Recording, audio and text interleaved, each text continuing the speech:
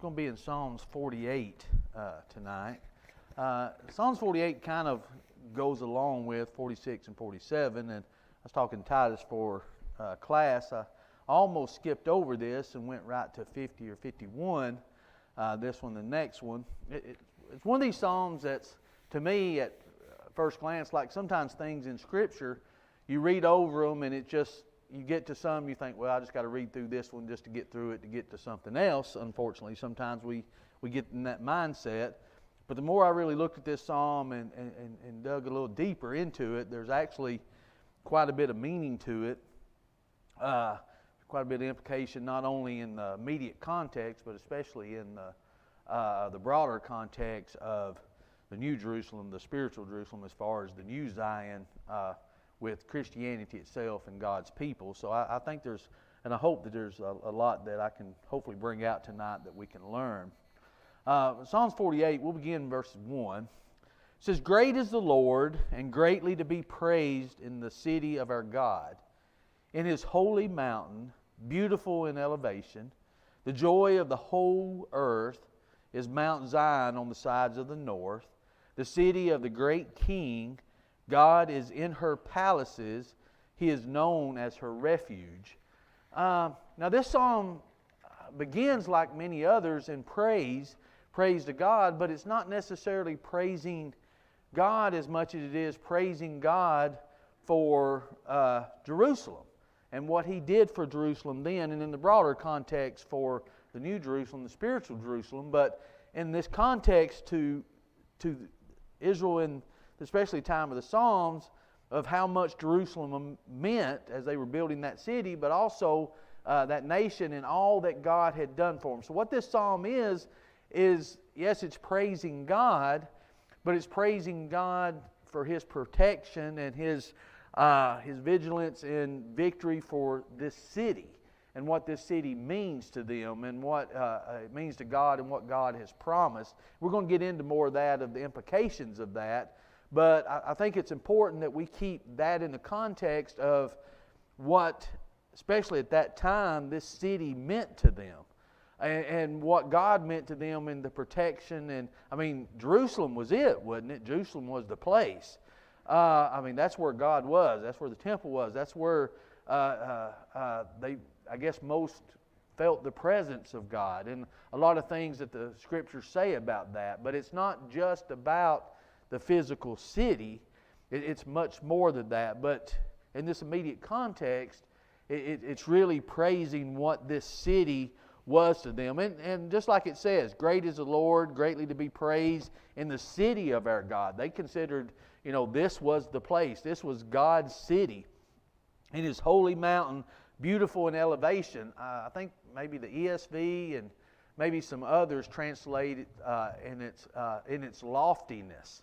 Now, Jerusalem, was it in a high place? Was Zion in a high place? Was it the highest? It wasn't the highest. If you look at the surrounding mountains that were in Palestine at that time, yeah, it was on an elevation, but I don't believe that they're praising the city because of how high it was up, because there was places that were higher, the mountains that were higher.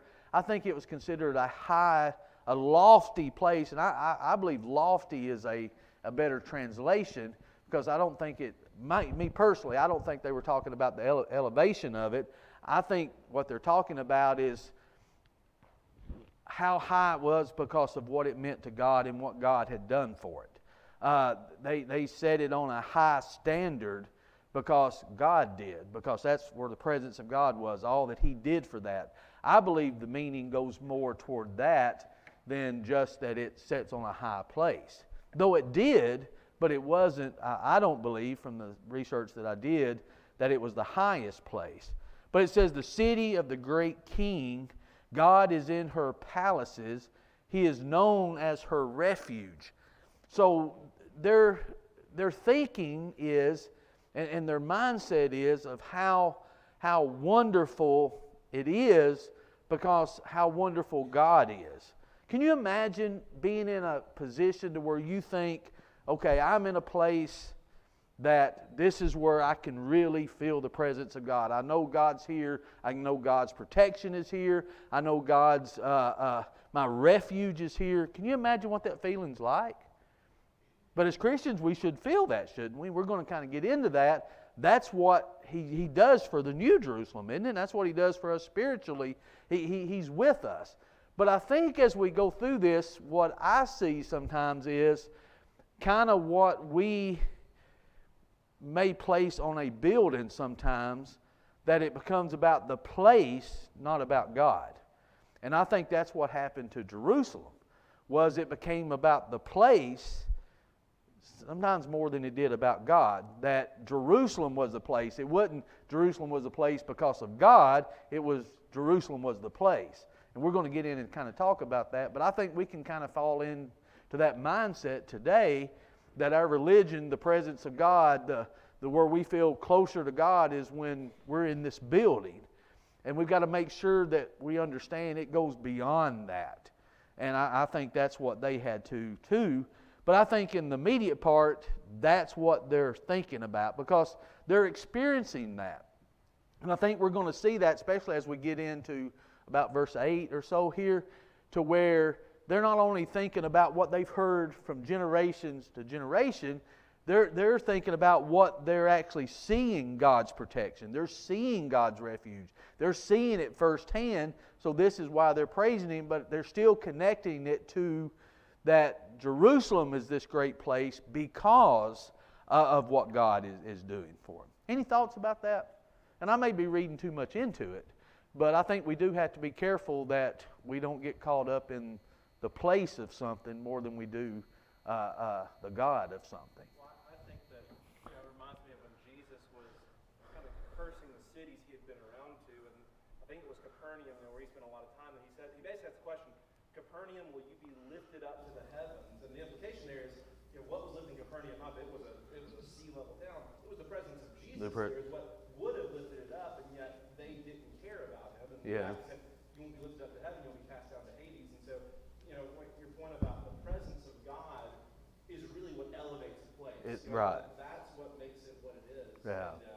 And, there is an importance to the place because, for instance, God says, if you'll be my people, I'll plant you on this mountain and I'll live in your temple, and I will be there. Yeah, and there's actually verses we're going to talk about where God says, I'll be there with you forever. Yeah. So, I mean, there is something about the place, but it's not just a place, because we know Jerusalem come under captivity. It was ultimately destroyed by the Romans. So it wasn't, okay, when the place was destroyed, that God's presence wasn't anywhere anymore. So it did go farther than that, but there was something to the place. God will dwell with faithful people, but He'll never be a talisman for, Yeah. I'll always be with you and do whatever, you do whatever you want. Right, exactly. So let's look at, let's go ahead to verse 4 and following. It says, For behold, the kings assembled, they passed by together, they saw it, and so they marveled. They were troubled, they hastened away. Fear took hold of them there, and pain as of a woman in birth pains, as when you break the ships of Tarshish with an east wind. Now there's a lot here that I guess you can speculate about, but there are some things that I think it does refer to when it talks about, for behold, the kings assembled, they passed by together. They're talking about how the Lord defeats Zion's opponents, that anyone that comes up against them, that they can't, because He's going to defeat them. And one such instance, I think, can be found in 2 Chronicles 32, where you have Hezekiah, remember when he was there and the Syrian army come up, his name slipped me now. Help me out here. Sennacherib. Is that how you say that? Is that right? Yeah. When his armies come up and the things that he did to get ready to defeat them, you remember an angel of the Lord went out and slew 185,000 because of it. So they came up and they were going to try to defeat them, but they couldn't because the Lord defeated that. And then you have where it says here, as when you break the ships of Tarshish with the east wind. This goes back to where You have Jehoshaphat, King Jehoshaphat, as a reminder here that when he had built fleets of ships to go to Tarshish, but because he had made an alliance with, or they had ships come up, when he made the alliance there, that God destroyed those ships. So they're seeing instances to where, and there was others, and it could have been different ones, but this kind of falls into place with these, where they're seeing where God is at, His presence is actually the reason that these individuals are defeated. That if you go up against Jerusalem, it's not that you're going up against Zion, it's not that you're just going up against the city, you're going up against God. And you remember anytime that when the children of Israel, when they're going in and conquer nations, when did they win the battles? When was victory theirs each time? What were they following? What went before them? Ark of the Covenant. Yeah, the Ark of the Covenant. When God went before them, when they were in that alliance with God and God went forward, they couldn't be defeated. I mean, it didn't matter how many they had and how many someone else had. It didn't make any difference. You know, they went and, did Israel ever fight with chariots or anything like that? Why didn't they fight with that? Why didn't they have the same thing the other armies did? Yeah, they didn't need that.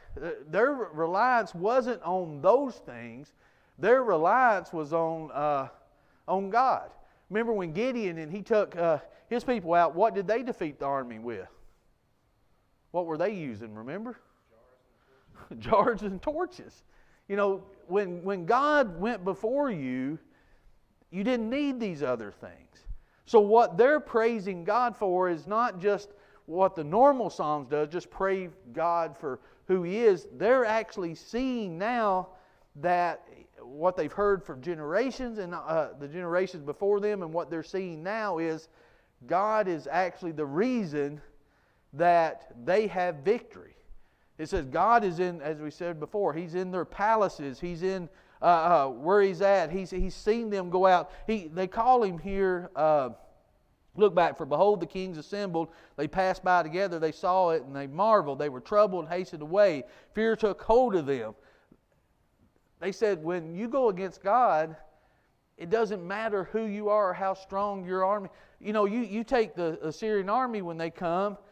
He basically said that, you know, no God or army has ever been able to withstand against me.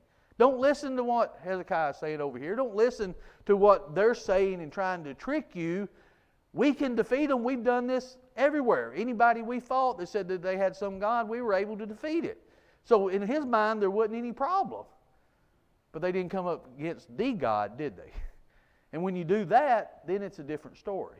We see one of the things, just like here in this congregation, the elder wants someone to do the work, and they head the work up or whatever, and they don't want to. That delays the work.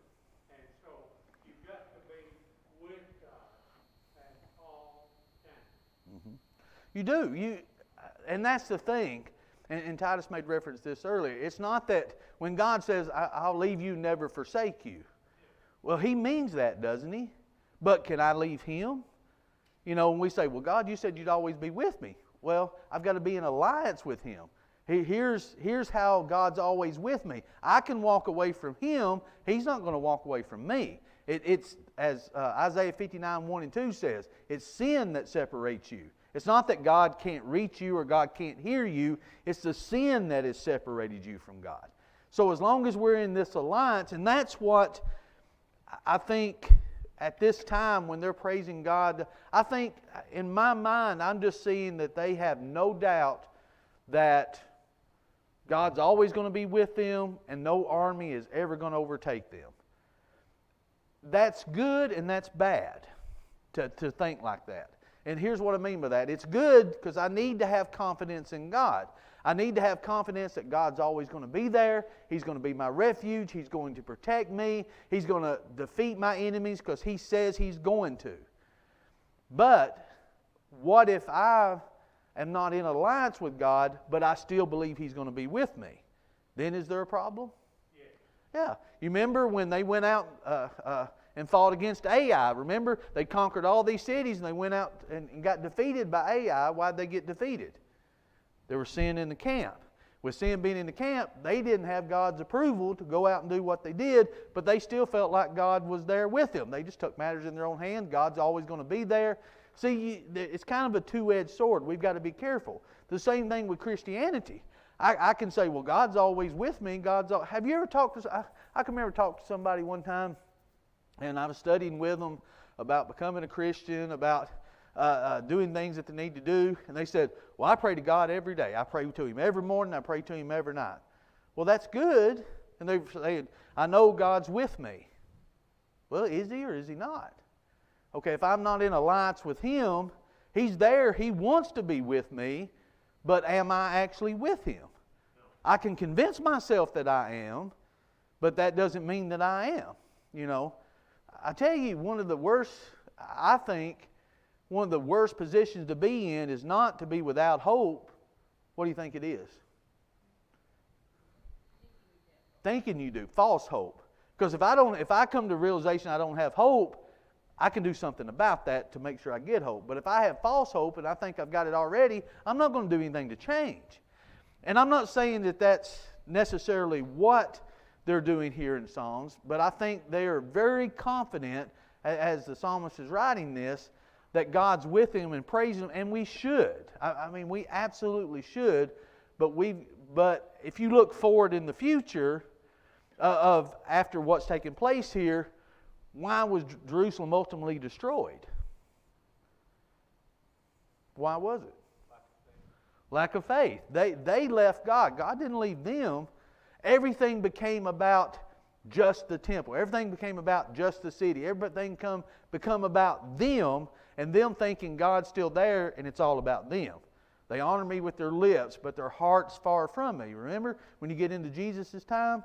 That when I read this, I can't help but jump ahead to that. So something happens, and I think this is a good lesson for us. Something happened from here to there. And we've got to make sure that doesn't happen to us. We've got to make sure we have confidence in God. We've got to make sure that we know God is our refuge. He's our strength. He's a very present help in trouble, as Psalm 46 says. But we also got to remember, I've got a part in that. My part is serving God. You know, He's the Lord of hosts. What does the Lord of hosts imply? Army. He's the head of the army. But I've got to be in the army, right? I've got to follow what the instructions are. That's what I have. That's my part. When I go AWOL, the Lord of hosts doesn't have any effect on me because I've gone AWOL, right?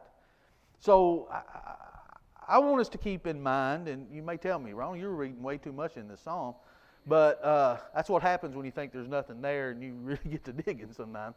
But we've got to make sure, you know, we can read this, but we also have the advantage of seeing where things end up too. So this is the good part. This is the pleasure part. They're in the, boy, I've seen all this that God's done for me, and boy, how wonderful it is. But somewhere along the line, they forget that. And we've got to make sure that we don't. But it's something that they not only see, have heard about God's victories, they actually have seen it. I mean, they're actually able to witness it. And I think that's a big thing of having that confidence in God. Look at verse 8. It says, as we have heard, so we have seen in the city of the Lord of hosts, in the city of our God, God will establish it forever. So here you are, and I jumped ahead just a little bit, but here you have, it says, we've heard, but we've also seen in the city, and now's where they refer to Him as the Lord of hosts. Because they're talking about the battles, they're talking about the victories, they're talking about the enemies that have come upon them, and they see how they have the destruction of it. That the kings can come together, but it doesn't do any good. Matter of fact, if you go back to verse 4, it says, for behold, the kings assembled, and they passed by together. You know, you have the kings there, and that was part of the Syrian army because they had different ones in there, I think, where, you know, there they are discussing it and all that, but yet it didn't do any good. You can't go, it doesn't matter, I forgot what psalm it was, where we actually talked about this, where it says the cities rage, the people rage, and they have all their things against God, but it does no good. You know, no matter what we think we can do, we can't go against God. There's no way to win that. So that's what the other nations had to learn. When you go against God's nation, when you go against this nation that He's preparing that way for His Son, there's no defeating that. There's nothing that you can do. God can come with an angel and wipe you out. 185,000 in that one case. You know, so how do they defeat that? They can't. But see, the problem is they don't recognize God in that. They just see a city, they just see a people. They don't see God that's actually leading them. And then here they're saying, we not only heard this, but we actually see this also. Look with me, if you will, 1 Kings 9, verse 3. It says, And the Lord said to him, I have heard your prayer and your supplication that you have made before me. I have consecrated this house which you have built to put my name there forever, and my eyes and my heart will be there perpetually. See, that's what he's saying here in verse 8. In the city of our God, God will establish it forever. See, they have no doubt in their mind, because God has actually said that. I will be with you. Perpetually. I'm going to be here with you forever. Just like He tells us, I'll never leave you nor forsake you. But the problem is, we do the leaving. We do the forsaking. We get in our own little thing. We see these victories. It's just like, was it Joshua that was telling the people through God when he was letting them know, you didn't build these cities. You didn't build these things. It's the generations before you. And sometimes when we get on the backs of what others have done, we kind of forget what it took to get there, and all we do is reap the benefits of it when there was no sacrifice made on our part. And then what happens, we start to forget that. And when we start to forget that, we start to forget God. And I think that's where the issue can arise. Look here, starting in verse 9. It says, We have thought, O God, on your loving kindness in the midst of your temple, according to your name, O God. So is your praise to the end of the earth. Your right hand is full of righteousness. Let Mount Zion rejoice. Let the daughters of Judah be glad because of your judgment. So here we read about how the people rejoice because of the mighty works of God. Specifically, they are joyful for the fact that God had continued to defend Zion. They're in the heyday here. They're in the glorious part. They're seeing these victories. They're reaping the benefits. It's built into this great city, this loftiness. No one can touch it. Again, it must be wonderful to be in that state, to have no fear of anything that's around you, because you know God is going to protect you. And I think that's kind of a scary place sometimes to be in, because I think there's more responsibility when it comes to that. We have to really remember. It's the same thing I would think of being confident in your salvation. Do you ever have trouble being confident in your salvation? I've had people ask me before, are you saved? I kind of stumble to answer that question, because I feel like it's arrogant to say, well, I know I'm saved. And I think as soon as I say it like that's haughtiness, that's pride, and then I'm not. In my mind, that's how I think. But you can and we should have confidence in our salvation, but not self-confident and not overconfident to the fact to where we think we can do no wrong. See, there's a balance there. There's responsibility when it comes to that. And not to be forgetful of the sacrifice that was made for our salvation, just like they shouldn't forget the sacrifice that was made for the things in which that took place for them. Now, not taking anything away from their sincerity of gladness and praise and joy for God, but again, we have the benefit to see on into the future of what takes place and where it ultimately ends up of that covenant being broken. But it's a shame to see how wonderful it is and what it becomes. And I think it could be a good example for us if we're not careful of the same thing. Any further thoughts to that before we're going? It's hard. I was just thinking, as you've been talking about this, the idea that one generation's confidence becomes the next generation's arrogance. And it's hard because That's a good way to put it. Yeah. you don't want to say, well, we shouldn't have a good generation because if we have a good one, it might lead to a bad one. Like nobody's thinking, well, we don't want to be successful because success might lead to trouble. But at the same time, again, biblically, it just always seems like that one generation will lead to faithlessness. So I think what you're saying about the balance, I don't really have a comment besides saying it is that balance. It is, kind of where, and the generation before, that's why it's so difficult to parent. I mean, if parenting was easy, things would be a lot different than they are. But you have to kind of ride that line between letting that younger generation enjoy the confidence that you have to pass on, but at the same time let them understand and go through their own struggle of realizing, hey, this is all, but for the grace of God, we wouldn't have any of it. Right. It's just hard. It's like anything else, like success today or money today. Money to me, I always said there's two things that brings out a person's true character. You deal with that individual during a death, that'll bring out their true character because that's when emotions are raw and that really shows who they are. Or money, that really shows who a person is. More of it just amplifies who you are anyway, whether good or bad. There's nothing inherently wrong with money. It just amplifies who you already are. If you're a good person, you're able to do more good things. If you're not, then you do more horrible things because you've got more resources to do it. And I think it's the same way here. With success and things that happen, it's a good thing, but it also can bring out who you truly are. Are you thankful and always going to be thankful for what God has done and always try to pursue Him so you can stay in that, as it were, good graces? Or do you see that as, it'll always be there so I don't have to do anything, and then before you know it, we drift away?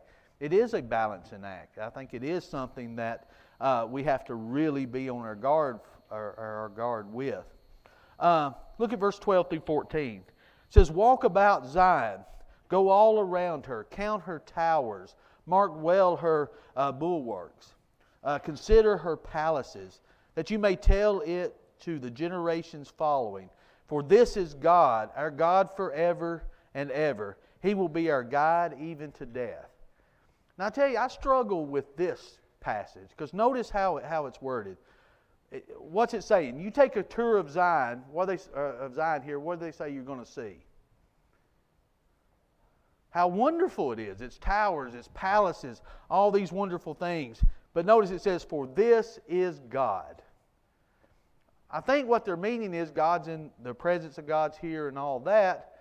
But it actually become something more than that, didn't it? And yeah. Take, for example, and I just wrote this down. I think I may have put it in there, so I'll have to read it from here. Look at Matthew 24. Notice, then Jesus went out and departed. Remember, at the end of Matthew 23, what did He say? "Oh, Jerusalem, Jerusalem, if you'd let me, I'd gathered you like a hen gathers her chicks," right? I'm there to protect you. I want to protect you, but you wouldn't let me. And you remember the conversation He has with His disciples? Then Jesus went out and departed from the temple, and His disciples came up to show Him the buildings of the temple. So they're out, they're taking a tour. That's what made me think about it from this verse. Their disciples are going out and giving Jesus a tour, and what are they touring? What are they wanting Him to see? How great the city is and how great the temple is. And Jesus said to him, "Do you not see all these things? Assuredly I say to you, not one stone shall be left here upon another that shall not be thrown down." Now, this had to be devastating to them, didn't it? They're showing Him the temple, they're showing Him the city, and He said there won't be one stone that's not going to be overturned here. They're devastated about this. They can't imagine life past that. Can they? I mean, this is how grandeur it is. But notice, it says, now as He sat on the Mount of Olives, the disciple came to Him privately, saying, "Tell us, when will these things be, and what will be the sign of your coming and the end of the age?" Now, even today, are there a lot of misunderstandings about Matthew 24?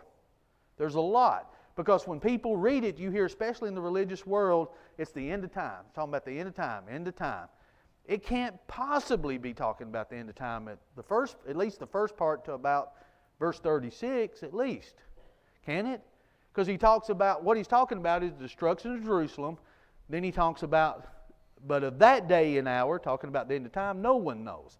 But the problem is, and I think where the confusion still goes today, the disciples, I think, meshed it together. They couldn't possibly see life going on without it.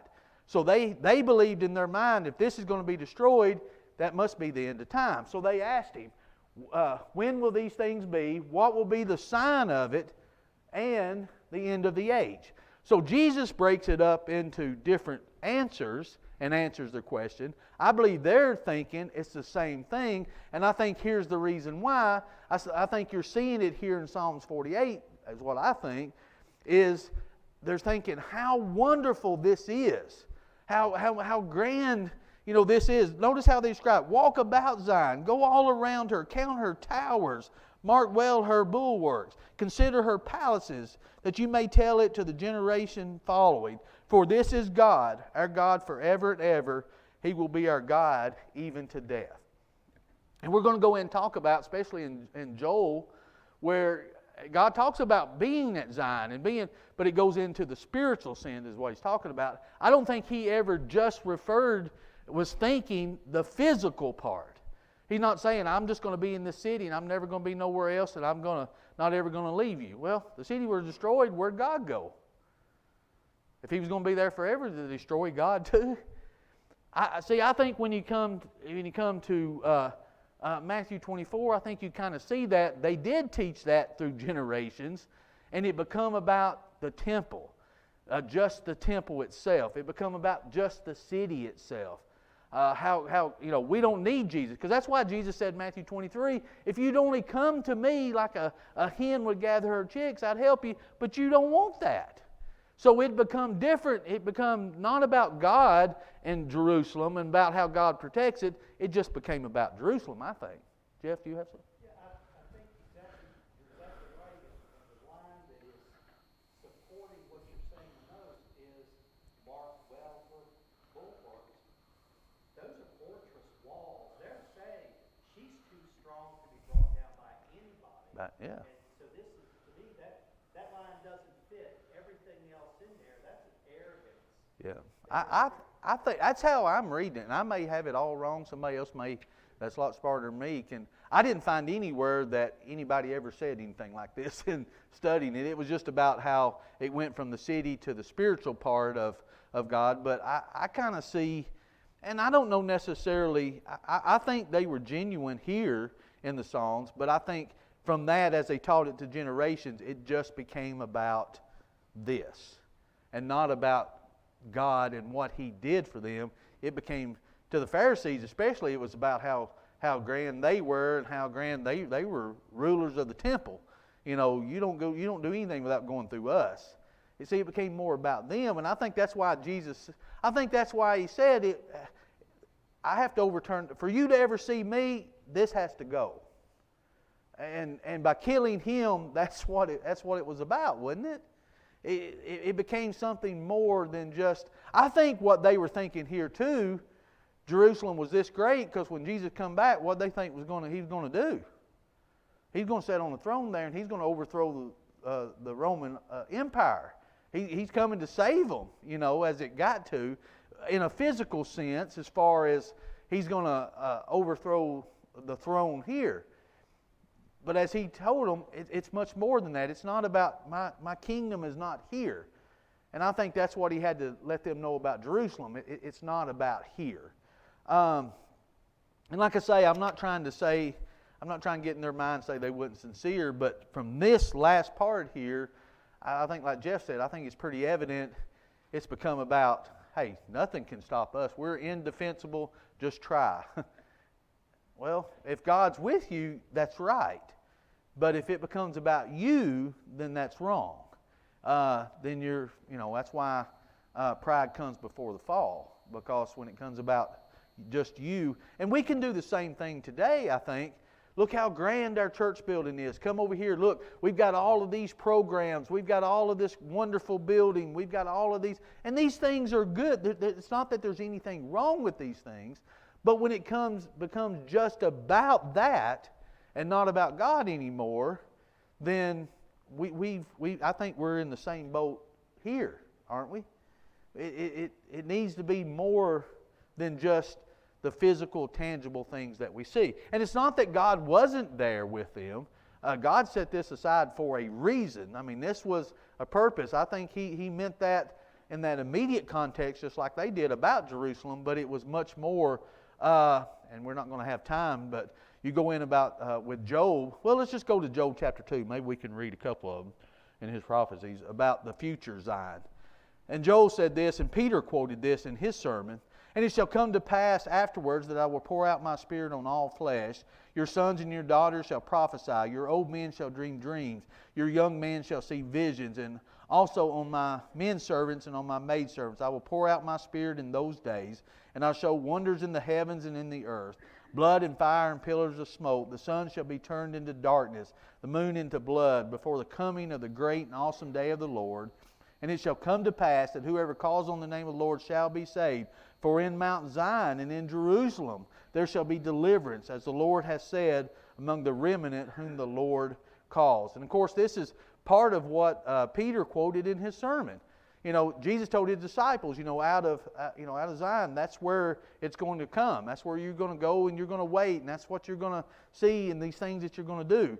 So there was something about that, the physical part. But it went much more than that. I think the same promise that they were taking as just the physical is the same promise that He's making us in the spiritual. I'll always be there. I'll always be your refuge. I'll always be your defender. But it's about His body. It's about who He is. It's not about us and our buildings and the things that we got around us that sometimes we can think that are so grand. It's much more than that. And we got to make sure that we don't ever lose that perspective. So I guess the moral of I'm getting out of this psalm is what this psalm says about God is true. What it says about their city is true. But let's make sure it don't go from that to what we actually see it gone to, utter destruction, because it became just about the place. And we don't ever want that to be when it comes to our Christianity. Any final thoughts or questions? I think we kind of have to be careful, because it's easy when you see how bad it went. And I've heard people say, well, God never wanted them to have a temple. God never wanted them to have this big city. Yeah, no, that's not true. That's not true. He did, but I think what you're ultimately saying is right.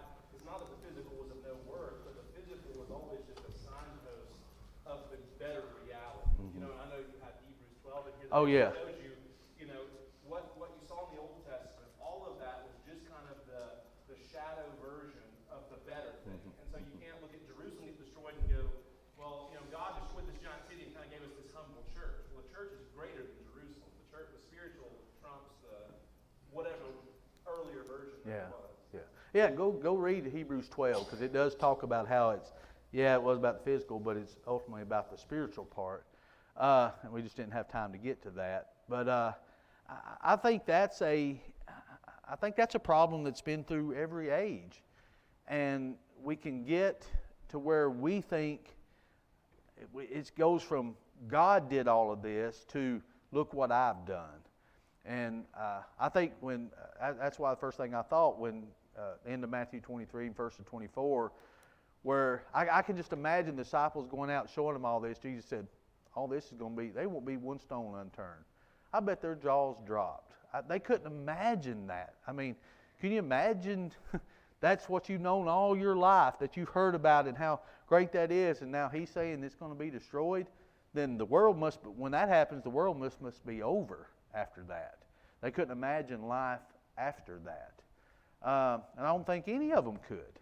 I don't think the reality, no matter how close the disciples were to Him, I don't think the reality of truly who Jesus was and what He meant about the Messiah actually was until after His resurrection. I think the whole time they still were thinking the physical. They were still thinking, I mean, look at them. They scattered. Peter said, well, I'm going fishing. I'm going back to fishing. He's dead now. He said all this, but he's dead now. So now what? They were always thinking on the physical side, and Jesus had to show them that it was the spiritual ultimately. Mm-hmm. Yeah.